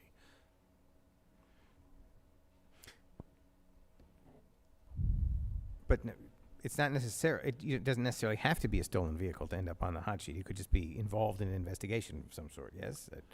Correct. Whatever the indicated purpose was, we would be notified. So, like, to continue your scenario or your fact pattern, would we be notified? Yes. What would the results of the officer or their actions specific to the incident at date, time, and place? And then I had not asked it yet, but it came up in some of the comments we read, and I jogged my memory. So do we have an idea of how many inquiries our department generates into the system, and how many inquiries we get? Yeah, that's all tracked. I wouldn't want to quote numbers. I mean, we could pull that data to get specific numbers. I'd appreciate but looking at that. Yeah, like it's- if it's something, it's all tracked by date, so you can do a query search. That's like part of our auditing process. So, like, we'll go in and determine those inquiries and who and what numbers. All right, thank you. And those audits happen every 2 weeks, is my understanding. Correct. Does anybody have anything else? Because I do have people waiting for another meeting after this, so Well, so there's another one discussion. topic that we didn't get into, which was basically if we were to go with a different system or a different tactic, what would that look like? What would it cost? What are the options? I see that Quincy had to jump, but those were some of the questions that I Follow-up question? posed over there. Was kind of what are the alternatives? What is the cost financially? For example, if we were to bring in-house rather than have it in the cloud, like what would that actually look like? How much IT expansion would be needed? How would something else compare for solving crimes? The kind of the pros and cons of having a flock contract versus trying to have something that was more locally Controlled. have even more local control over. I wasn't sure if other cities were Doing that. So I was Mhm. those That- are some of the questions. Yeah, I 'cause think those are we're really good follow-up questions. And I think that maybe we if I- focused on like if we were to keep flock, what would the policies look like? What are the current policies? Mhm. What are some proposed policies for restricting use and making everyone be more comfortable that their rights are being respected and their privacy is being respected, while also being able to solve crime. But we haven't really had a discussion about what an actual alternative to flock has like. been. It's Absolutely. been more focused in that direction, And which that's- is that's a great fine. discussion. I Yeah, feel like no, I that's learned a fi- ton. No, that's But fine, yeah. I want to throw that out there and acknowledge that we haven't had that conversation and we haven't interviewed folks at this point who can help add knowledge and inform us on if there are alternatives, what they are, what they cost, what it looks like. Yeah, I think those questions are really important, Councilmember Medvetsky. I also think we could pile those things together and then start working on it. And like I said again, for another meeting, so that way we have all those things before we pass anything and whatever we decide to do with the flock situation. So I think those comments are great. Also, if you do have any questions too, I think Councilmember Kavanaugh, Medvetsky, and anybody else on council, I guess we could email them to the chief, and then that way he's prepared for that. Those parts, I guess you said the data you wanted. Was there other things you said you wanted to? Not at the moment, but I can follow up. Okay, yes, that's fine. So I think we can go one for that, and that's it.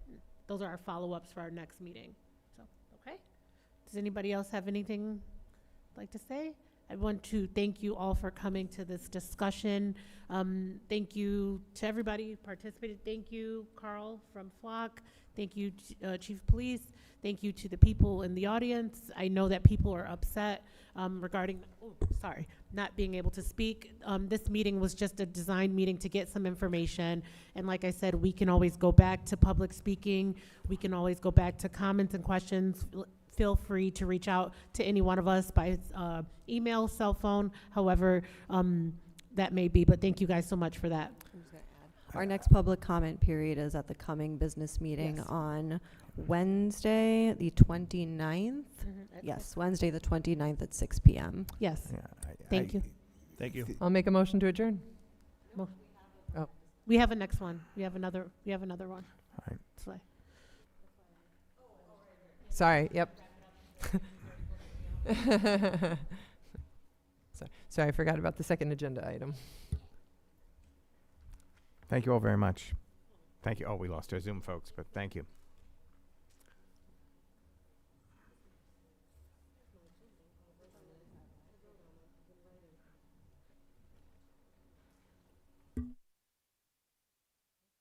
all right.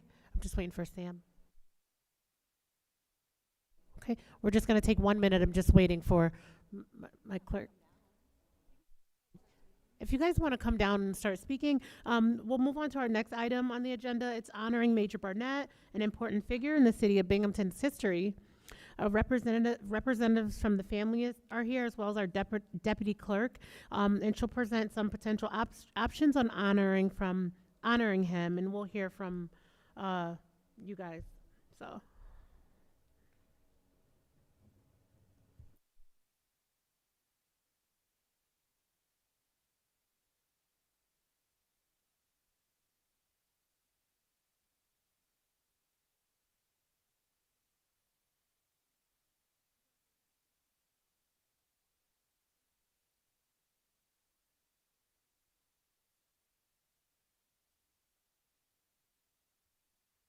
Thank you so much for waiting for that. So, like we said, this is just just a meeting. We're kind of going to discuss some options. But before we start, I just wanted you to kind of talk about your father and the history and what's important to you and your family. So, thank you so much for coming.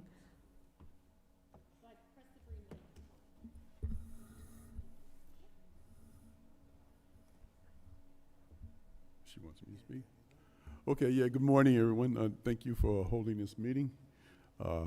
So this has been a long time coming for me and my family. I've been doing this since about 5 years ago. I started, and I was working with Giovanni Scaringi, is it? He was a councilman. He was a co-worker at SUNY Broome Community College, where we both taught. I taught there for near 20 years. I'm a veteran. I have a doctorate in education. I'm an author of children's books. I've done several other things. I'm an Ivy League graduate, I always throw that in.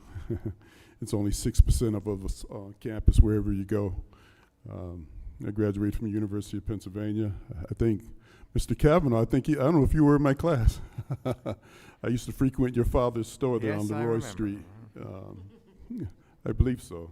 I'm dating myself. Anyhow, like I said, it's a long time coming.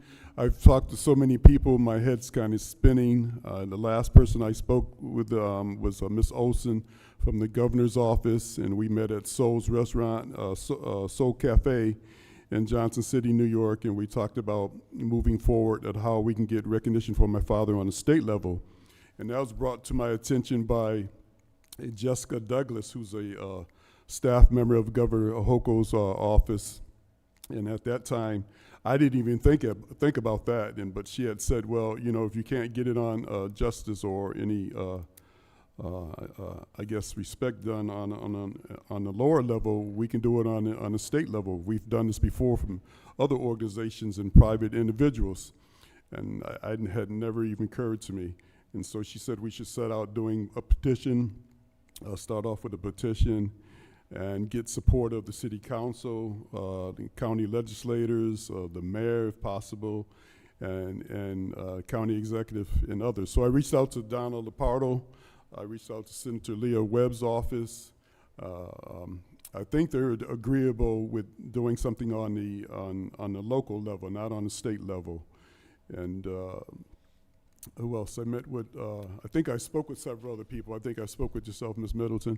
I spoke with you, I think, by email, I think. Yeah, we emailed. Yeah, I think we spoke by email. So like I said, my head's spinning. I spoke with several, so many people, been so many places.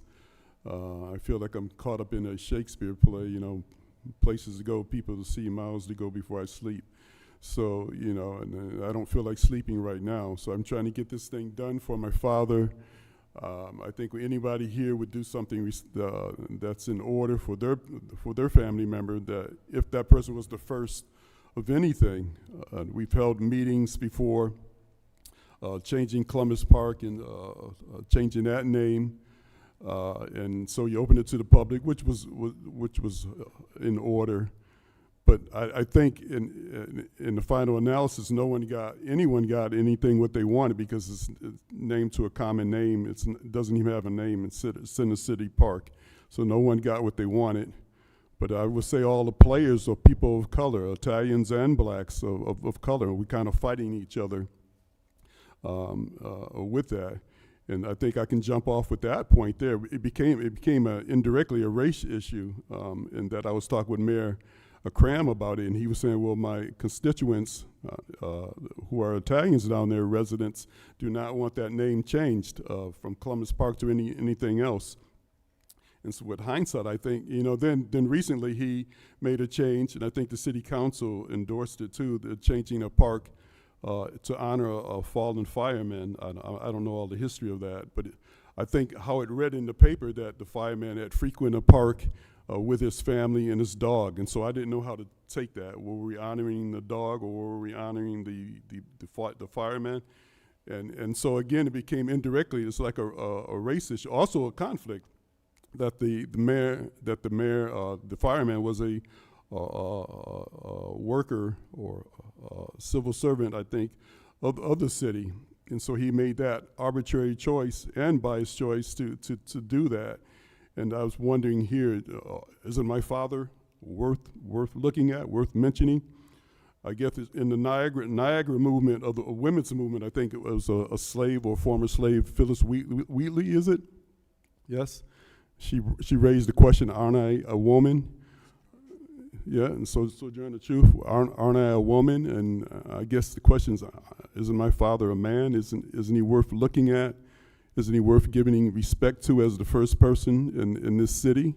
I mean, if something that has a stain on him that should be brought forth, then someone should bring it forth. My father was an honorable man. I don't turn the other eye. As a doctor of education, I always look at the bad sides and the good sides. So I'm trying to see, I know he hasn't done any bad, he hasn't any stain. I haven't always been a perfect person in my life. I've tried to make amends for that, but my father's been a true patriot of this country. Again, he was a soldier. He served in World War II, Army Air Force, Fort Benning, Georgia. He made the great migration with other countless names of people moving north for better jobs, for better living, to move away from discrimination. He settled here. Well, first he settled in Detroit, then he settled here with his family in the 60s, and he was the first worker for the City of Binghamton, and I think that should be notable. And he caught hell for that, I'm sure, as the first of anyone getting anything for the first, black or white. Anyone getting the first, you get hazed. And I'm sure he was hazed going through that position. And he stayed there, weathered it. He raised a family. And in later life, he became a pastor. I'm sorry, not a pastor. He became an elder at Mount Nebo Church of God in Christ here on Washington, South Washington Street, Binghamton. And that's it. He was a quiet person. And you would never know he was in the room if he didn't say anything. That was his nature. So he probably would look down on probably this effort to get recognition for him. But I just think that it's worthy of recognizing him. And as the first black person, Broome County has nothing of people of color. You can go around, there's no one of color. We have statue of Dr. Martin Luther King, but nothing of anyone of color. And I think that's important, that's significant. And I'll just leave it there. Anything that you can do, I would really appreciate it. Thank you. Thank you.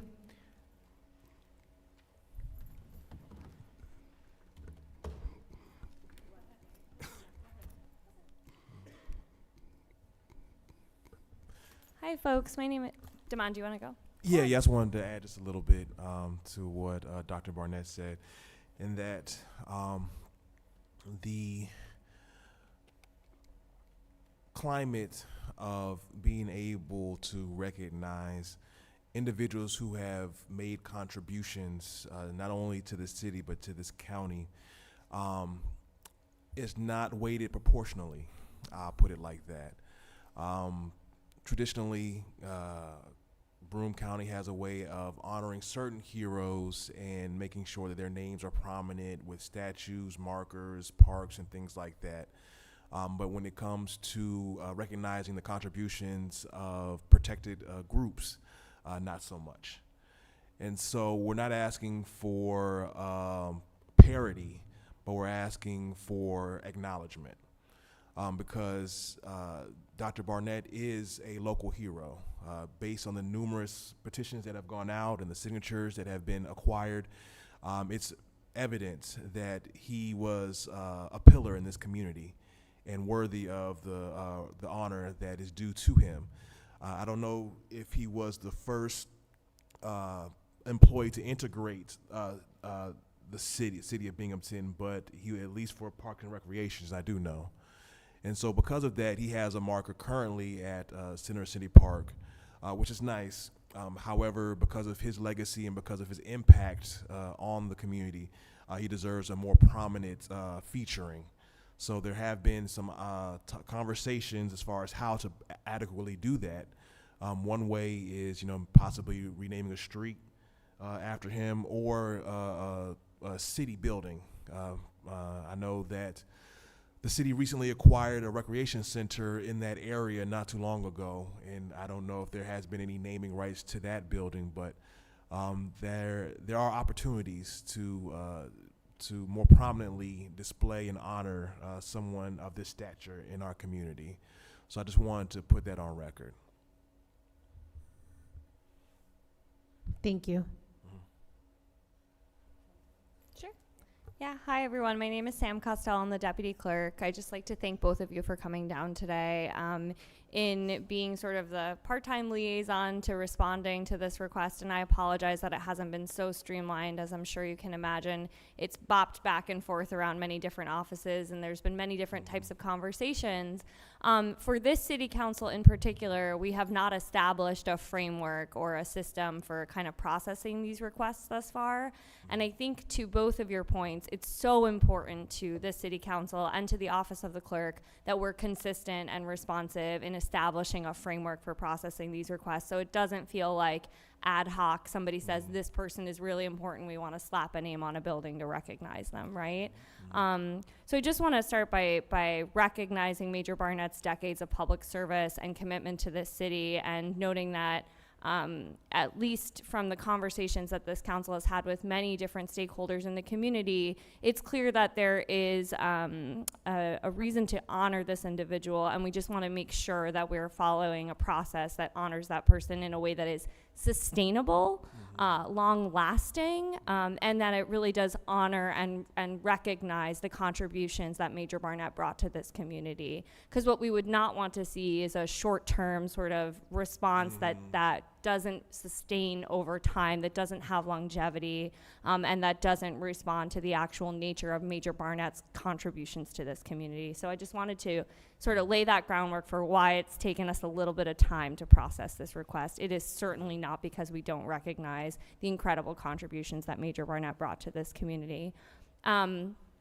I will say, and I'm not speaking on behalf of any particular department, but I have done a significant amount of research and spoken to several different stakeholders, as I'm sure you have as well. From an operational standpoint, naming parks after individuals or naming statues or monuments can sometimes create some sort of administrative burden in terms of making sure that over many different administrations, those parks and those monuments and those buildings are kept up very well. That's something that we've noticed over time has been problematic.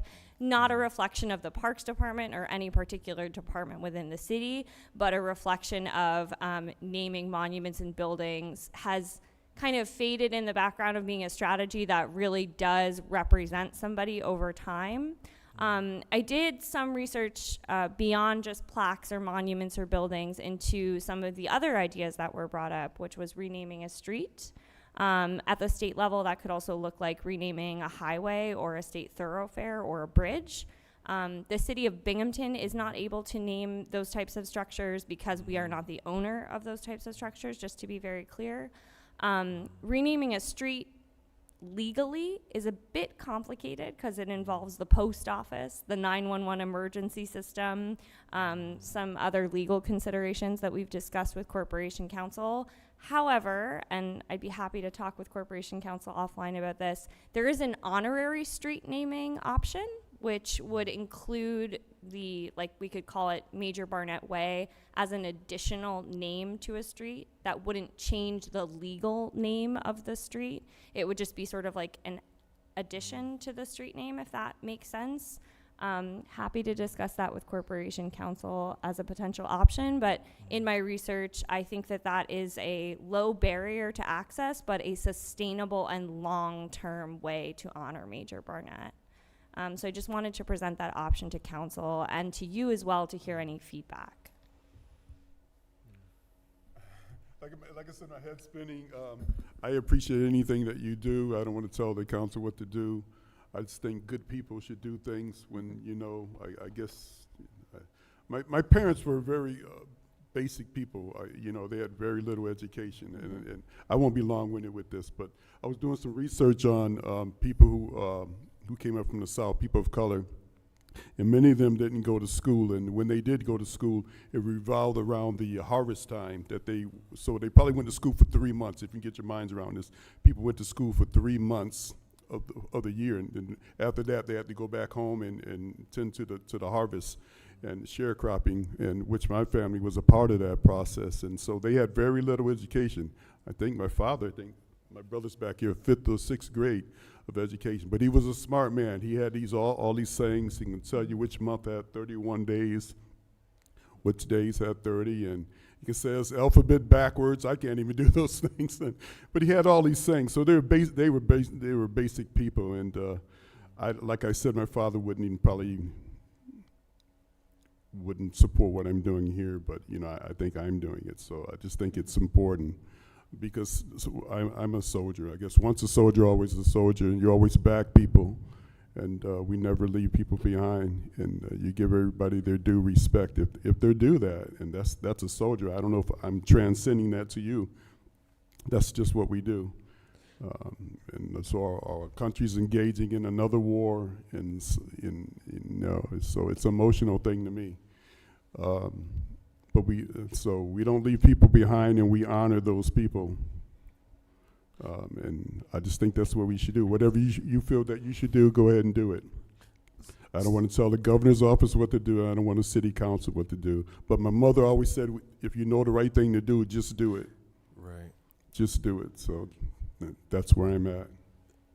Did you want to? Oh, no, I was just, okay. I just wanted to see if Frank, did you want to come down and add anything in? Okay, yeah, no, that's fine. Just want to make sure. So I'm putting on my NAACP hat, and so I'm here to support the Barnett family and whatever they decide to do. So I'm good with whatever they feel like honors their father, because he's their father. But from an equity lens, I want to make sure that whatever framework or infrastructure that the city decides to invest in, it's equal across all boards. So I'm just going to be very blunt and say that, yes, if we decide to go the route of making an honorary name for a street, I just hope that when other groups and other populations come with similar requests, it's met with the same procedure. Because what I don't want to happen is, because of particular demographics come, okay, we'll just give you an honorary street, where other people and other groups may come, oh no, we'll rename the street, no problems asked. Well, I just wanted to bump that in, like Deputy Costello said, we don't have a framework right now, so that's why it kind of took a minute for everything. So we're going through the process now, because there wasn't something set in stone before. So I just want you to know that it has nothing to do with anybody at all. We don't have like something set in stone on how we name things, or we don't have a process for anything at all. So there is no problems or anything. We just don't have a process. There hasn't been a process for that before. And so go ahead. Were you going to say something? I was just going to say, to be clear, we have other requests currently Yes, in the we do. We pipeline. have You're not There's the so only much. person who has reached out Yeah, to us that has absolutely. been waiting on pause for, at this point, some people years. Yeah, I see it valid to recognize people. I think when I first started looking at the streets, I looked at New York City, and quite naturally, they're bigger than us on a macro level. But I'm just thinking, New York City has a format. That's something to look at right there. They have a process, an application process that people can look at if they want a street named after them. So New York City already have that. They've made historical changes. Adam Clayton Powell, Malcolm X, these boulevards, and so New York have a lot going for them. So that's a footprint there in New York City. And I think the first process of naming streets starts at the council level, then it goes to the legislators here, the county legislators, and so then you said, I think you were saying the post office has to be considered. So I think most of the ones you're talking about in New York, for example, are that sort of honorary process. Like 90% of the time they do those, and it's usually, a block or two of a street will get renamed for whatever that person is, or whatever that association is. So that would be the that sort of process, which we really don't have in Binghamton yet, but that would be the easier lift as far as not having to interface with various levels of the state and federal government in different departments. We have renamed actual streets, but they have been locations where there's only the business that was on it, on that street. Didn't actually happen, as it turns out. Oh, it didn't? Did So, it not actually happen? I'd like to just table that for the moment off the record. But all of that to say, Reverend Wilson, excuse me, to your point, I think that this particular request highlighted the need to make a shift toward equity. So I want to be really clear that that's what I'm trying to represent here. Not that this particular request was like, oh, like we're just going to pause on this one and allow all of the other ones because they came from a different source. I do want to be really clear that it raised a concern, a flag, that we had been processing those other requests on an ad hoc basis and just responding to them without a rubric of how difficult is the lift for this request? Who is the person making this request? Where is the request being routed? Through which department is it coming? Like, all of these questions came up as a result, and I think that this request actually represents a shift toward equity in a way that I think is meaningfully important to this council. And that's not just fluff word from me. That is like from a lot of research and sitting down and really wrestling with this. I also think that the recent conversation around Columbus Park to Center City Park raised a lot of concerns about how does cultural shift and who is in charge of an administration change the conversation about what gets to be named what and how a name might change over time, right? And so in light of that conversation, I think given the irrefutable contributions that Major Barnett has made to this community, we want to make sure that this is not something that changes with the winds of culture, that this is something that is sustainable. And that's why, to the point of the other council members' note about street names, they are both difficult to change, but also can be, that difficult process can be mitigated by the honorary street name to preserve the longevity of the street naming process compared to some of the other things. So without getting into the weeds on that, I just want to clarify that the intention here is to have a long-term sustainable response that honors Major Barnett in a way that represents the family's wishes, but also holds up an equitable process for this council to carry through moving forward. Amen.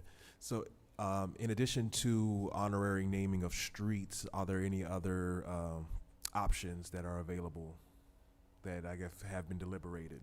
Yeah, so a couple of options include, there's already a plaque, as we know. There are some monuments and or buildings that we could consider having a conversation about. Again, I think that raises some concerns about maintenance over time, but we could definitely discuss that.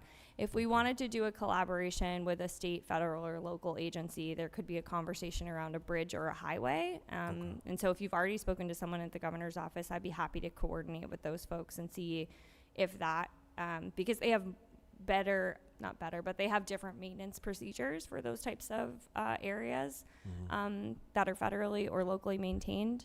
And then the last thing that I would maybe potentially offer is an annual award proclamation, something that honors Major Barnett for a local community member is another way to carry forward that memory that the city could partner with y'all regarding, and I could talk to you more about what that might look like, but that's been another like long-term sustainable way that municipalities have partnered with folks from the community to kind of honor those individuals and carry the legacy on in a way that is more meaningful than just maybe a name on a building, but actually leads to service in action.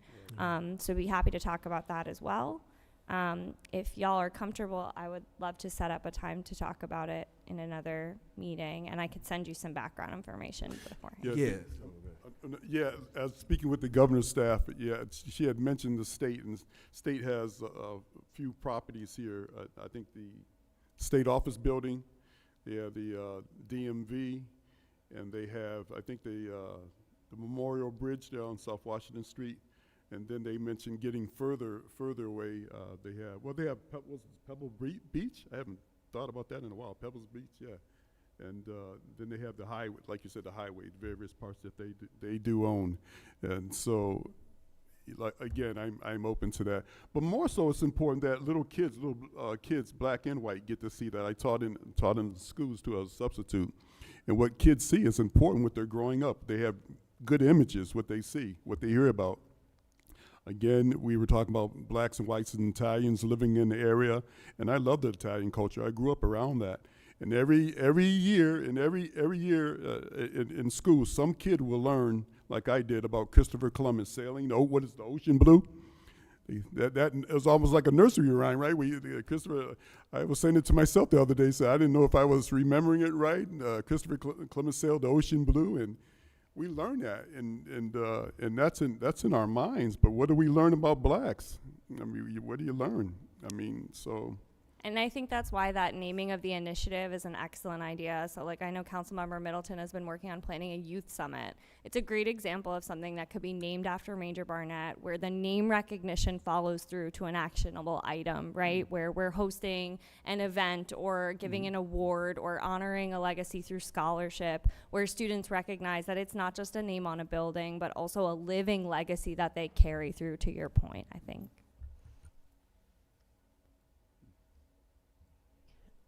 We don't have anything else? Make a motion? A motion to adjourn? Okay, second. Wait, can you motion? You're not MPA. Oh, Just us. I can make the Go motion. ahead. I was just chairing it for Christ's Go. I know, I was very confused, but Oh, sure. Okay, no, I was confused too. I made the motion. Second it. All in favor? Aye. Thank you so much. And yes, you can come up and